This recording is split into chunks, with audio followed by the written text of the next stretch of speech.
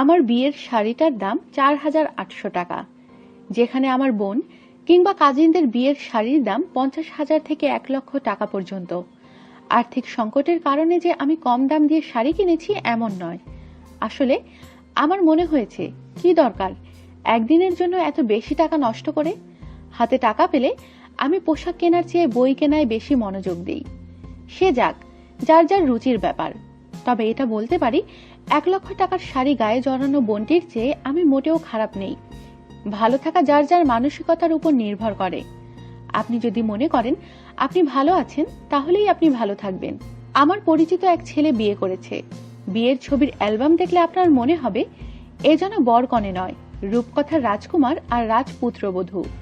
এমনই স্বপ্নিল করে ছবিগুলো তোলা হয়েছে। অথচ বিয়ের 3 মাস যেতে না যেতেই বরটি তার বউকে এমন মার মেরেছে যে বউয়ের মাথাই ফেটে গেছে। তখন মনে হলো সুন্দর ছবি দেখেই মুগ্ধ হওয়া ঠিক নয়। জীবন সবসময় ছবির মতো নয়, আর কখনো কখনো ছবির থেকেও সুন্দর। আমার এক পরিচিত মেয়ে আছে, যার বাবা মা তার পছন্দের ছেলেটির সঙ্গে বিয়ে দেয়নি, কারণ তারা চাচ্ছিল যে তাদের মেয়েটি পড়াশোনা শেষ করে প্রতিষ্ঠিত হোক, তারপর বিয়ে। প্রেমিক ছেলেটির পরিবার থেকে তারা ছিল, সে অন্যত্র বিয়ে করে ফেলেছে। এদিকে মেয়েটি যা কষ্ট পাওয়ার তা তো পেয়েছি। বয়সও বেড়ে যাচ্ছে, অথচ মানানসই প্রস্তাব পাচ্ছে না বলে বিয়ে হচ্ছে না। পড়াশোনা শেষ, চাকরি বাকরিও পাচ্ছে না। এখন মেয়েটির মা বাবাই কথা শোনাচ্ছে, আর কতকাল মাথার উপর বসে বসে খাবি। মা বাবাও যে অনেক ক্ষেত্রে সন্তানের জীবন নষ্ট করে, এটিই তার উদাহরণ। আমার যখন বিয়ে হয়, আমরা দুজনেই স্টুডেন্ট। আমার 21, আতিকের 23। আতিক কম বেতনের একটা চাকরি করে, আমার তেমন কোনো আয় ইনকাম নেই। তবু আমার পরিবার বিয়েতে অমত করেনি। বিয়ের পরে আমরা এক রুম সাবলেট নিয়ে উঠেছি।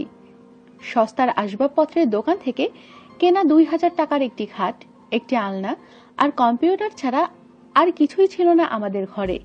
দীর্ঘদিন আমরা দুইজন কোনো দামি ফোন ব্যবহার করিনি।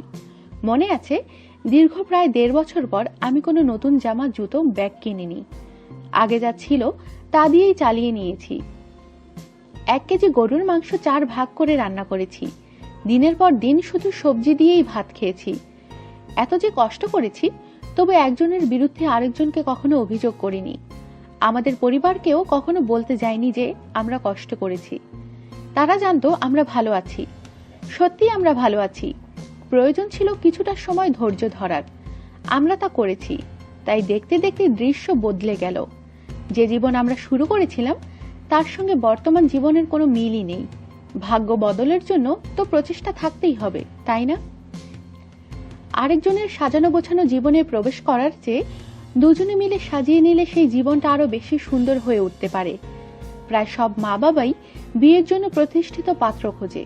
মেয়ের পড়াশোনা শেষ না হলে বিয়ে দিতে চায় না। ভালো কথা, পরে যখন মেয়েটির বিয়ে না হয় তখন কেন মেয়েটিকেই দোষারোপ করা হয়? বিয়ে মানেই তো জমকালো সাজ পোশাক, প্রচুর মেকআপ আর রাজকুমার রাজকুমারীর বেশে ফটোশুট নয়। এগুলো কখনোই কাউকে ভালো রাখতে সাহায্য করে না। আমাদের জীবনটা আরামায়েশ করে কাটানোর জন্য নয়। এখানে সংগ্রামের মানসিকতা না থাকলে কোনো ক্ষেত্রে সফল হওয়া যায় না। টাকার পেছনে দৌড়ে যারা একটা জীবন কাটিয়ে দেয়, তারা কখনো জীবনকে অনুভব করতে পারে না। বিয়ের সময় 25-30 হাজার টাকা নষ্ট না করে, মেকআপ দেয়া ভূত না সেজে, সেই টাকায় রাস্তায় থাকা মানুষগুলোকে একবেলা ভালো কিছু খাওয়ান। তাতে যদি আপনার মনে হয় এতগুলো টাকা নষ্ট হলো, তো হোক, টাকা তো নষ্ট হতোই। আপনার মেকআপ করা মুখ দেখে আপনি ছাড়া কেউই হয়তো সুখী হতো না। কিন্তু এতগুলো মানুষ যখন একবেলা পেট পুরে খেয়ে সুখের হাসি হাসবে, সেই সুখ আপনি কোনো টাকাই কিনতে পারবেন না।